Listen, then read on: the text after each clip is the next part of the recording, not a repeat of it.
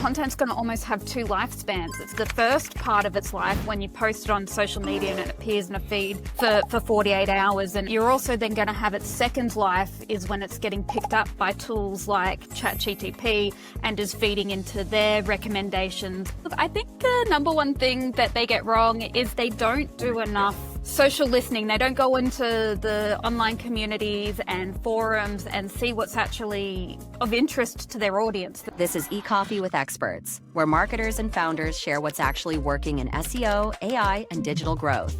Grab your coffee and fuel your mind as we chat with top minds about their wins, struggles, and lessons you won't find in a blog post. Brought to you by Digital Web Solutions, we bring real talk to help you grow your business, one episode at a time. Let's get started.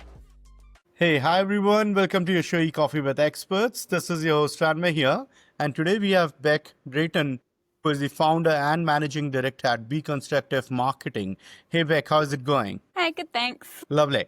Bek, before we move any forward, let's, kind of take it back, talk about your journey a bit. How did you land up in the digital marketing, SEO, content space, and also a bit about your agency, BeKonstructive. What do you guys do? What do you guys specialize in? And we'll take it off from there. All right. How I got started. So I guess I always wanted to be a writer when I was younger. And I had big dreams of being a music journalist, but they kind of went downhill pretty quickly when I learnt that there's not actually a lot of full-time work for music journalists in Australia, which led me into studying communications instead. And then when I finished that degree, I came out and got a job at an agency as a copywriter, and worked as a copywriter for the first few years of my career. And then social media was just starting to evolve at that time. It was just starting, Facebook business pages were a new thing. So I got really heavily involved in some of that. And just kind of kept growing. I worked at a digital agency that was full service, so I got to kind of do a little bit of everything. I learned a lot about SEO along the way, especially with the copywriting side of things. I then got made redundant, and then I jumped ship and got another job in-house at another business and got made redundant again 9 months later. So 2 redundancies in the space of 12 months led me to start freelancing. While I was freelancing, I went back and did another degree in business with a major in marketing. And by the time I finished that, my freelance business was big enough that it was it was a full-time job. So I decided to just not go back. And then I just kept building it. And that was 12 years ago. And now I have an agency. Lovely. And any early signs of being an entrepreneur, during your journey? Really? I was always very creative, but the entrepreneurial, if you'd told me when I was, 16, 17 that I was going to own a business one day, I wouldn't have thought that was where I was going to end up. It was not something it wasn't a dream. It wasn't I honestly fell into it. Once I started freelancing and working for myself, I discovered that I loved working for myself. And then I didn't want to work for anybody ever again. Lovely.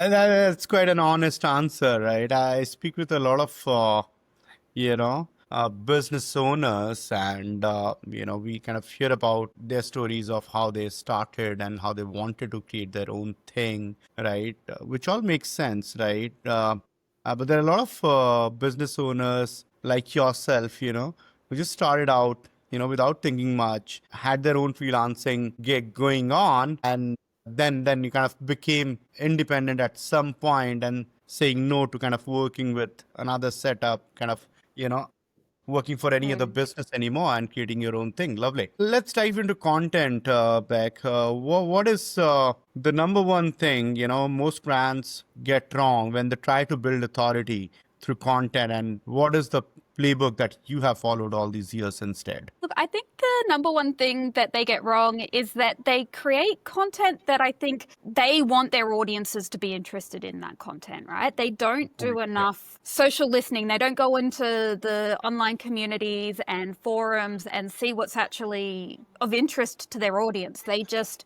a bunch of people sit in a boardroom and decide we're going to write a white paper about XYZ, and they spend some time and resources in creating that, publish it, and then it's crickets because nobody asked for that information. Nobody said, wasn't trending. People weren't asking questions about it. And then on the flip side of that, I think that they don't have conversations with their audiences either. They create content, they push it live, and then they move on to the next thing. They don't stop and have the conversations with people and, back and forth, they're still approaching content as that like one to many, not a two-way conversation. And I think that's a big piece of how we approach it at BeKonstructive is we do the social listening first. We go and, we hang out in the forums and wherever those online communities are, we look at what's trending and we create content around those topics, and we look at it as the content is a vessel for conversations.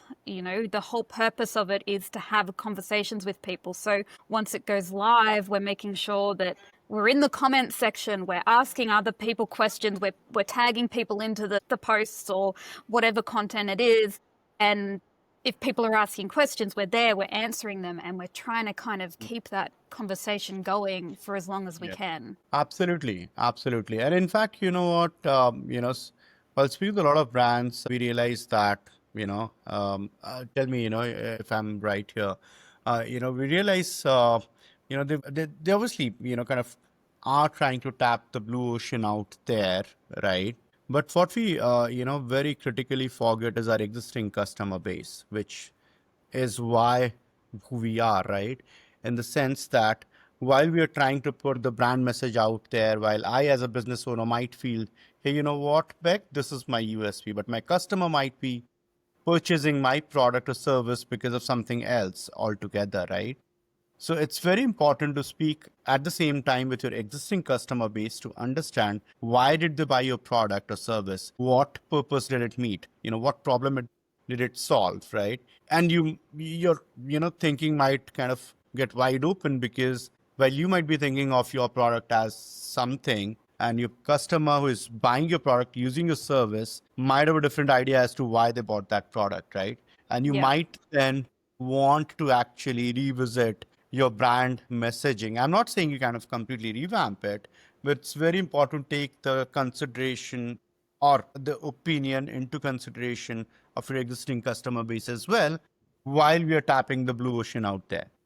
Yeah, absolutely. Because you could find opportunities in that, if one person is using your product or service to solve a particular problem, chances are that there's a whole lot of other people that could do the same thing, that have the same problem. So yeah, I think it's a really great opportunity to tap into that and yeah, turn it into some case studies and the content keeps coming.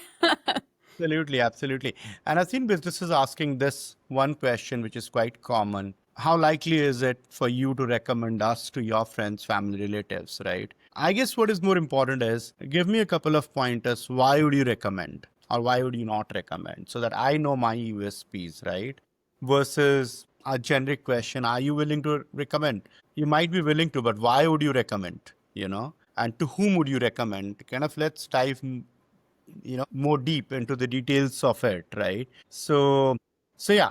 Now, moving on, content and, in fact, after the AI storm, right, content was one of the first niches to kind of, I would not say hit anymore. I used to say this back last year, but kind of evolved, right? Now with the acceptance of AI and other platforms, right, and the evolution of the tech. How do you think, the overall the content space has evolved with AI-driven search journey? And also, how do you think are we moving forward?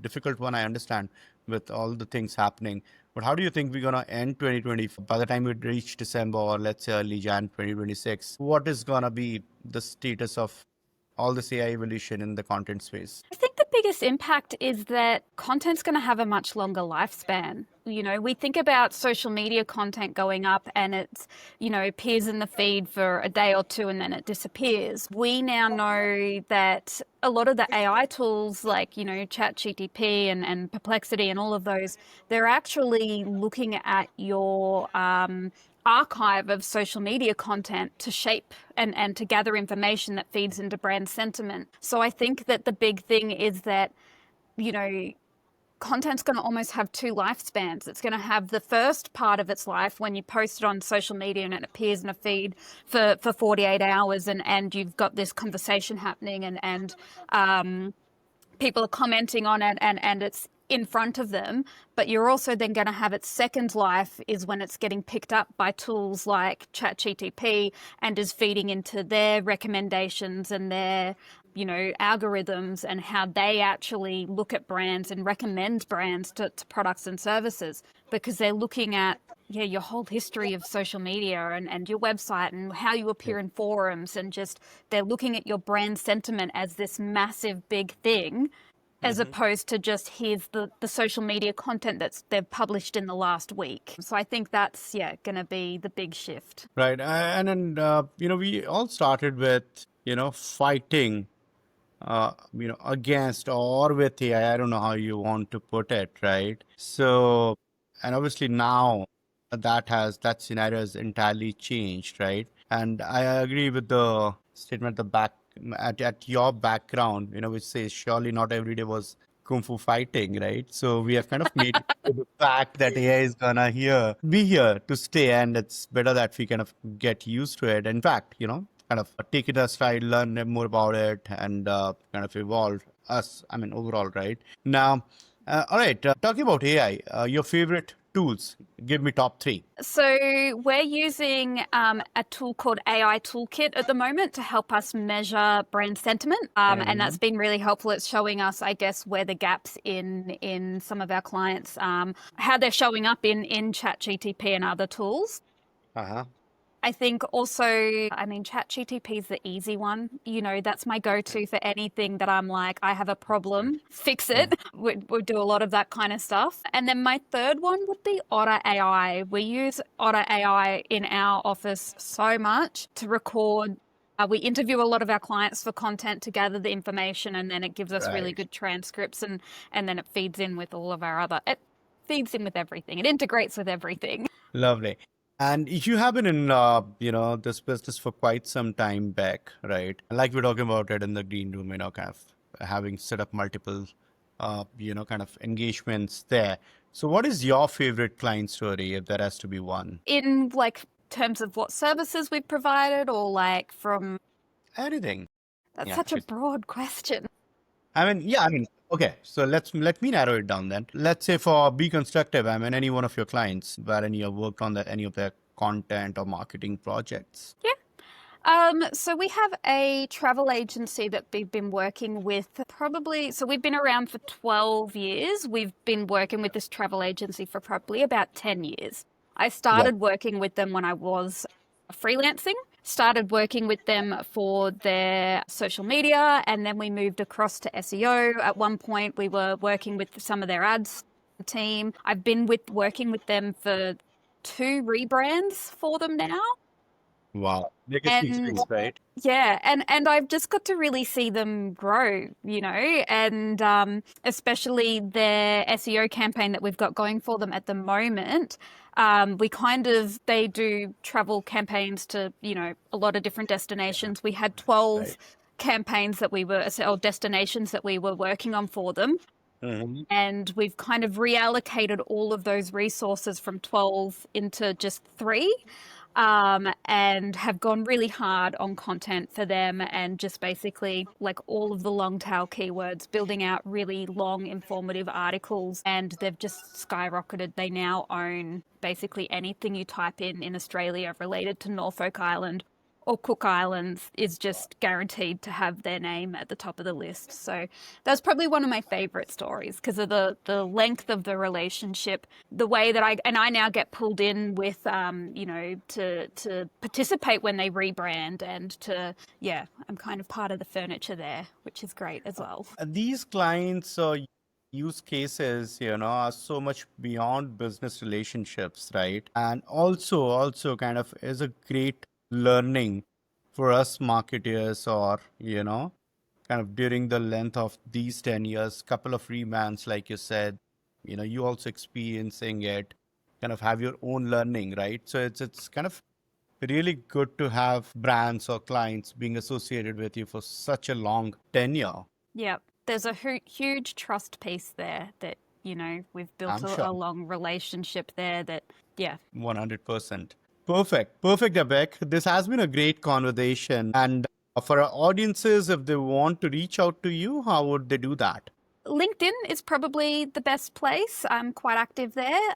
Or my email address is beck@bekonstructive.com.au. Lovely. Thank you so much once again, Beck, for doing this with us. Really appreciate it. Thank you so much for having me.